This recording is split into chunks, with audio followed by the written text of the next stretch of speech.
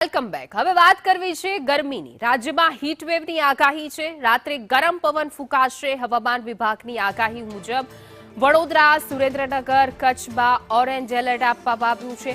દ્વારકા, બોટાદ, અમરેલીમાં પણ ગરમીને લઈને યલો એલર્ટ છે, જ્યારે અમદાવાદ, ગાંધીનગરમાં પણ હીટવેવને લઈને યલો એલર્ટ જાહેર કરવામાં આવ્યું છે। બનાસકાંઠા, પાટણમાં પણ યલો એલર્ટ છે, જ્યારે અમદાવાદમાં 44.4 ડિગ્રી, સુરેન્દ્રનગરમાં 44.5 ડિગ્રી જેટલું તાપમાન નોંધાયું, ગાંધીનગરમાં 43.7, જ્યારે વડોદરામાં 43.6 ડિગ્રી, કંડલામાં 43, જ્યારે રાજકોટમાં 43.7 ડિગ્રી તાપમાન, ભુજમાં 42, જ્યારે ડીસામાં 42.8, સુરતમાં 42.2 ડિગ્રી જેટલું તાપમાન નોંધાયું।